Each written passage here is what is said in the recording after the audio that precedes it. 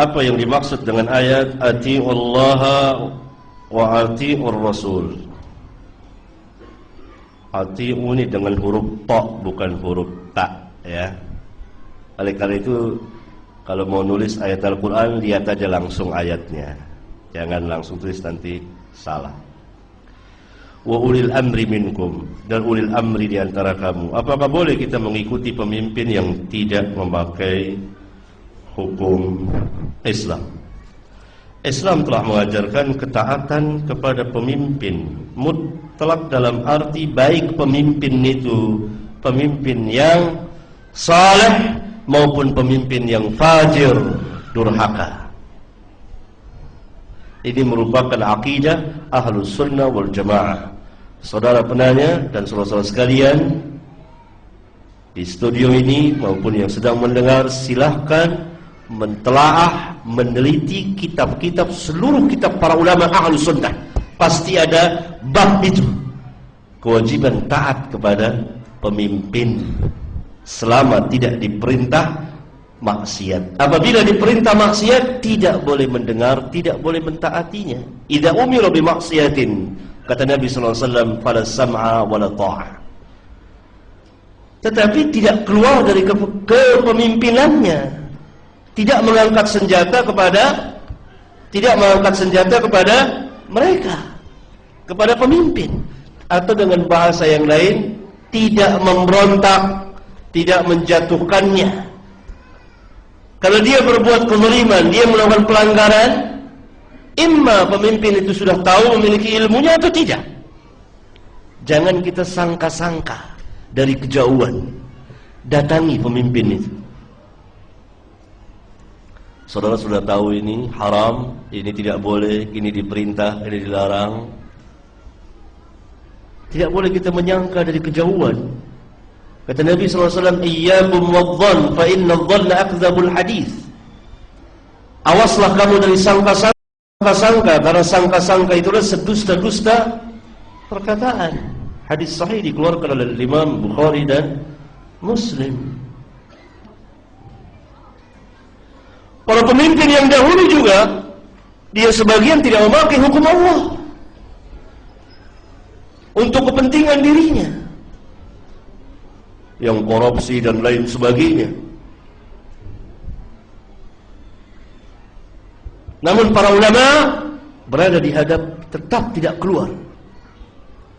Ada kisah yang menarik sekali yang menunjukkan kealiman seorang alim, seorang ulama, dan keimaman seorang imam, itu Imam Ahmad bin Hanbal. Waktu itu beberapa khalifah saling bergantian mewajibkan manusia, khususnya kepada ulama, untuk mengatakan Quran itu makhluk. Quran, padahal Quran kalamullah. Ini perkataan kufur, perkataan yang sangat munkar sekali. Imam Ahmad tidak mengakuinya. Al-Quran kalamullah. Lalu Imam Ahmad di penjalan kisahnya ma'ruf, saya kira. Lalu orang-orang datang. Bagi orang datang pada Imam Ahmad, mengatakan kami tidak menyenangi pemerintahan khalifah ini. Mari kita angkat senjata, berontak, jatuhkan. Apa jawab Imam Ahmad? Ini menyalahi asar, menyalahi perjalanan para ulama, para sahabat, menyalahi asar perjalanan para sahabat, menyalahi sunnah Rasulullah sallallahu alaihi wasallam. Karena apa yang akan terjadi adalah pertumpahan darah. Karena ajaran Islam mementingkan maslahat dari mudarat ditimbang. Kalau ada maslahat dan mudarat yang lebih besar, maka maslahat itu ditinggalkan, dicegah mudarat yang lebih besar. Lihat Imam Ahmad, dia tidak mau mengikuti khalifah karena diperintah untuk Quran itu makhluk. Dia katakan Quran bukan makhluk, tapi dia tidak mengangkat senjata. Dan kisah ini ma'ruf, diketahui. Dan begitulah perjalanan para imam, para ulama. Karena itu menjadi akidah Ahlus Sunnah wal Jamaah. Maka yang mengangkat senjata kepada penguasa, hatta itu penguasa zalim, maka dia bukan ahlus sunnah wal jamaah menurut ijma ahlus sunnah wal jamaah. Sekali lagi saya serukan, silahkan baca, belajar. Buka kitab-kitab para ulama. Apa kata Imam Syafi'i, apa kata Imam Malik, apa kata Imam Ahmad, apa kata Abu Hanifah dan seterusnya dari para ulama.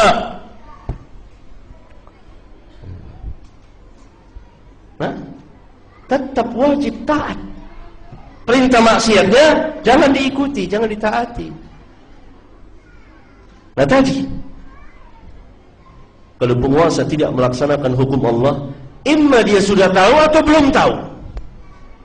Jangan kita sangka-sangka dari kejauhan. Kalau kita mau dan kita punya ilmu, dan kita orang yang biasa berbicara, yang sanggup berbicara dengannya, kepadanya, maka datang secara sirriyah, tidak diketahui orang, dinasihati dengan cara yang baik. Begitu. Bukan mencaci maki dari kejauhan, tidak. Didakwakan. Orang belum tahu, diberikan ilmu dengan akhlak yang karimah. Allah kan mengulang-ulang, ajak manusia ke jalan Allah. Ud'u ila sabili rabbika bil hikmah. Ajaklah ke jalan Rabbmu dengan hikmah umum. Ya penguasanya, ya rakyatnya, ajak. Diajak oleh orang-orang yang berilmu dengan hikmah. Wal mau'izatil hasanah, dengan pelajaran, dia berikan pelajaran dirasa yang baik. Wajadilhum billati hiya ahsan, berdebat billati hiya ahsan, dengan cara yang paling baik. Kalau penguasa itu nggak paham, dia orang intelek, dia mengandalkan ra'yu, diajak berhujjah, diajak dialog, tapi tidak di depan umum. Kalau dia mau terima, alhamdulillah. Tidak terima, nggak apa-apa. Karena kewajiban, kata Allah, kewajiban Rasul adalah menyampaikan. Demikian juga kewajiban orang-orang alim menyampaikan yang hak. Sekarang ini banyak salah paham terhadap ini, dan banyak yang telah keluar dari kaidah-kaidah yang dibuat oleh ahlus sunnah wal jamaah.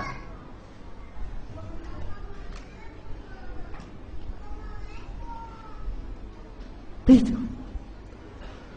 Kemudian seperti saya pernah terangkan bahwa tidak ada satupun negeri dari negeri-negeri kaum muslimin yang tidak berhukum dengan hukum Allah secara keseluruhannya. Gak ada satupun hukum Allah yang dia berhukum. Gak ada.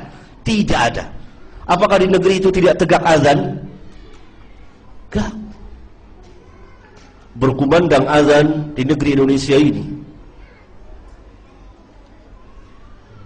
di mana saja, ribuan, puluhan ribu, ratusan masjid, ratusan ribu masjid mengumandangkan azan di 5 kali salat. Azan merupakan hukum Allah, syiar Islam yang terbesar, karena dia mengumandangkan, menyatakan tauhidullah, pengesaan terhadap Allah, dan Muhammad adalah Rasulullah. Lihat kalimat-kalimat dalam azan, dan menyeru kepada manusia untuk mengikuti, masuk ke dalam kebahagiaan dan menegakkan salat. Diawali dengan kebesaran Allah Jalla wa'ala, kemudian ditetapkan persaksian la ilaha illallah, jadi la ma'budu bihaqqin illallah. Karena itu di negara-negara kafir seperti negara-negara Eropa, negara-negara Amerika, azan tidak boleh keluar berkumandang di masjid-masjid kaum muslimin. Di negeri-negeri kaum muslimin seperti negeri kita ini, Malaysia, Brunei, Pakistan, dan lain-lain, berkumandang azan. Apa itu bukan hukum Allah? Hukum Allah. Salah kalau dikatakan di negeri-negeri Islam sama sekali tidak ada hukum Allah. Ini keliru, tidak paham tentang Islam. Karena itu tidak boleh berbicara tentang Islam kecuali orang-orang yang mengerti. Wudu, kita wudu. Kalau syarat sahnya salat apa? Wudu. Apa bukan hukum Allah? Coba saudara buka kitab fikih. Hukum wudu, hukum salat, hukum tayamum, hukum puasa. Apa bukan hukum Allah? Semua disebut hukum. Ahkamus salat, hukum-hukum salat. Ahkamun nikah, hukum-hukum nikah. Saudara nikah, caranya bagaimana? Cara Islam. Hukum waris, hukum Islam. Kaum muslimin mati pakai cara Islam. Dimandikan, dikafankan, disolatkan, dikubur, tidak dibakar. Islam. Apa itu bukan hukum Islam? Hukum Islam. Sebagian hukum Islam yang lain tidak jalan, belum dilaksanakan. Hukum Islam yang berkaitan dengan pemerintah, yang berkaitan dengan hal-hal yang lain, seperti hukum qisas, orang yang membunuh dibalas bunuh, yang mencuri dipotong tangannya, yang berzina didera atau direjam. Itu tidak dilaksanakan. Barangkali mereka belum tahu.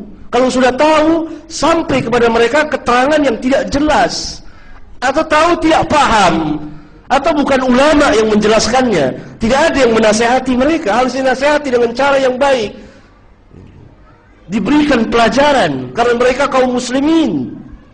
Allah subhanahu wa ta'ala perintahkan Fir'aun, perintahkan Musa dan Harun untuk berdakwah kepada Fir'aun dengan lemah lembut.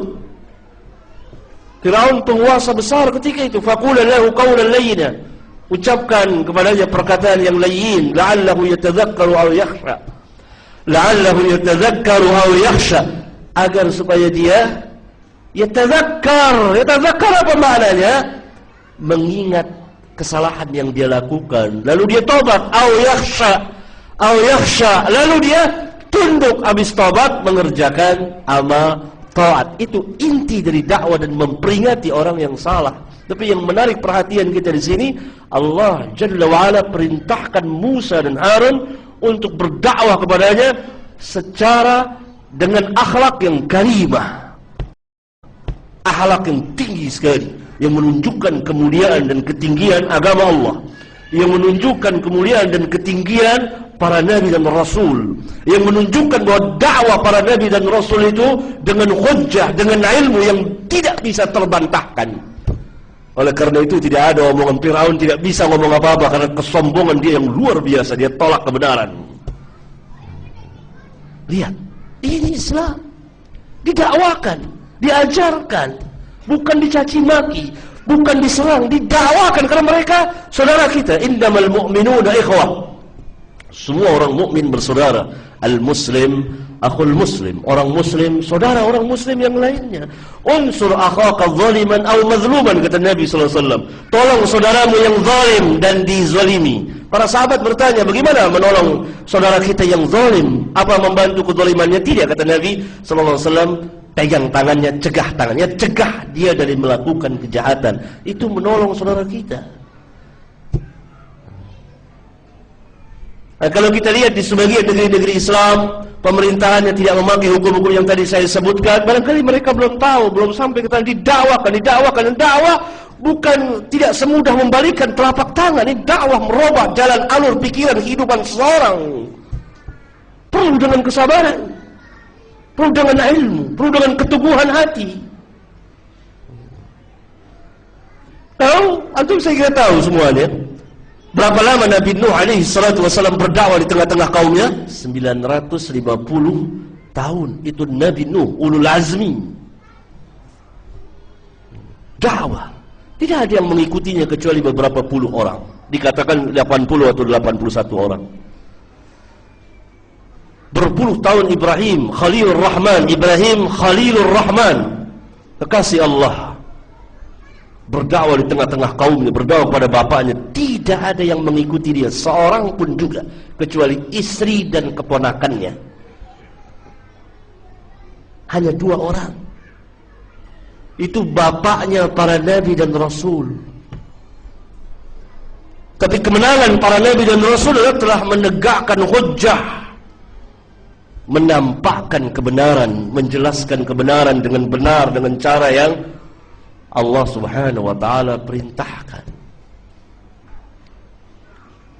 Hukum-hukum yang saya sebutkan tadi, hukum kisos, itu kaum muslimin yang tadinya asalnya sekolah di barat, menerima pendidikan barat, atau dia sekolah di sini dengan cara-cara kebarat-baratan, itu di kepalanya banyak syubhat, sehingga terbentuklah dia jadi orang sekuler. Karena yang mendidiknya, menyusuinya, dia diangkat jadi anak susunya adalah orang-orang barat. Jadi dia tidak menerima pelajaran Islam dari orang Islam, dari al-ulama, dari orang alim, tapi dari para orientalis. Diajarkan tentang Islam, perbandingan agama begini, syubhat di kepalanya. Oh, ini hukum-hukum ini dulu untuk orang-orang Badui Arab itu, sekarang nggak berlaku lagi. Dia tidak mengerti hukum-hukum itu adalah kemaslahatan bagi manusia. Belum tahu, kesian mereka itu. Harus didakwakan dengan cara yang bijak, dengan cara yang baik, harus orang-orang alim. Saya ingat guru saya dahulu, dia dengan tersembunyi ngirim surat kepada penguasa setempat saat itu, penguasa tertinggi, dia mengirim surat dengan cara yang baik, diperintahkan untuk taat kepada Allah, diperintah untuk menunaikan ibadah haji. Tidak ada orang mengetahuinya, kecuali belakangan saya mengetahuinya, diberitahukan. Gak ada. Tidak diekspos sama wartawan, tidak orasi, tidak teriak, tidak membuka aib penguasa. Walaupun penguasa itu mungkin dikatakan sebagai orang yang zalim, didakwakan, kembali ke jalan Allah, taatlah engkau kepada Allah dan Rasulnya, engkau seorang muslim, kurang lebih seperti itu. Engkau telah mampu, tetapi kenapa tidak menunaikan ibadah haji? Tunaikanlah ibadah haji. Haji itu merupakan kewajiban. Terus lembar surat dengan tulisan tangan, kirim melalui menteri fulan. Sampai baca. Penguasa melihat ini nasihat, ad-dinun nasihat. Agama itu nasihat, agar masuk ke hati. Kalau dia condong kepada kebenaran, Allah berikan hidayah kepadanya, dan dia berubah setahap demi setahap. Nah, sistem hukum Islam yang demikian, ini Islam mengatur hidup dan kehidupan manusia, lengkap ajaran Islam. Banyak kaum muslimin yang nggak tahu. Saya kira orang-orang yang nentang penguasa pun banyak nggak tahu tentang hukum Islam. Harus kita semua harus kembali, harus belajar hukum Islam ini luas, samudra yang luas dan dalam sekali. Ini agama Allah, dan kepada Allah turunkan kepada Rasulullah SAW syariat yang lengkap, yang kamil. Nah, wajar kalau para penguasa ini karena dia merasa dia dididik dari awal dengan pendidikan barat dan didoktrin bahwa hukum Islam itu enggak sesuai lagi, tidak relevan lagi, dan seterusnya. Dia menerima itu, dicekoki itu, dia hidup dalam lingkungan itu. Nah, harus perang ilmiah, ditegakkan hujjah, dengan hujjah lagi. Orang itu memberikan perkataan, memasukkan pemikiran, masukkan lagi. Diajak diskusi, diajak berdebat, beliau billati hiya ahsan, dengan cara yang lebih baik, sebagaimana Ibrahim berdebat dengan Namrud, Musa berdebat dengan Firaun, dan seterusnya. Nggak tahu berapa banyak dari para petinggi kita yang setelah mendengar dakwah, bacakan ayat-ayat hadis-hadis Rasulullah, disingkap hikmah di balik itu semua, tercengang, seolah-olah dia baru masuk Islam ketika itu, pada hari itu. Sekian puluh tahun saya tidak tahu ini. Gelap, gulita. Kenapa? Pemikiran dari barat. Orang-orang Yahudi itu memasukkan kepada kaum muslimin.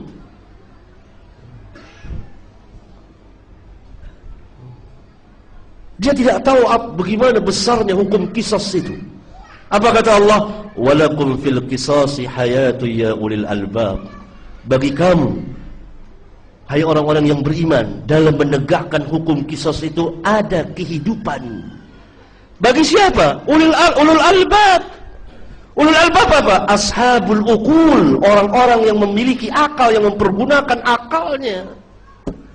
Hukum kisos adalah bunuh balas bunuh, tapi Allah katakan dalam menegakkan hukum kisos ada kehidupan. Lihat, yakni terpeliharanya darah manusia. Seorang membunuh dibalas bunuh, maka sejuta calon pembunuh mikir untuk menumpahkan darah manusia. Maka terpeliharalah, terjaga darah manusia. Sistem manapun tidak bisa mencegah pembunuhan. Amerika negara canggih, negara superpower.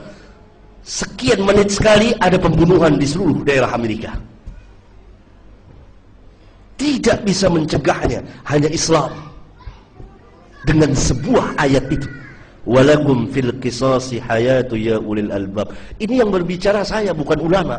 Bagaimana kalau dia disampaikan oleh para ulama kita dengan bahasa yang fasih, dengan ilmu yang sangat dalam sekali, dengan penjelasan yang luas sekali, akan tercengang penguasa itu. Luar biasa. Perlu ad-da'wah ilallah, ad-da'wah. Mereka kaum muslimin, mereka sekolah di barat, dicekoki oleh orang-orang barat, diangkat anak jadi anak susunya. Sepanjang hayat kehidupan mereka terus berpuluh tahun, sehingga pemikirannya sekuler. Ayat-ayat Allah kalau tolak, nggak enak saja nolak gitu. Bahkan saya pernah lihat di TV dua orang berdebat tentang masalah poligami, pro poligami, anti poligami. Ini nggak pernah terjadi kalau orang beriman, nggak ada yang seperti ini. Karena ini ayat Allah. Apa? Karena mereka pendidikan barat rusak. Tidak belajar kepada ulama. Al-ulama warasatul anbiya. Sejuk dengan para ulama. Luar biasa karena ilmunya para nabi dan rasul. Perlu diberi penjelasan. Sekarang orang menerima penjelasan, dijelaskan oleh para ulama, dijelaskan oleh orang-orang alim, bahkan oleh para pelajar, para petinggi itu. Dia tercengang-cengang, nggak tahu.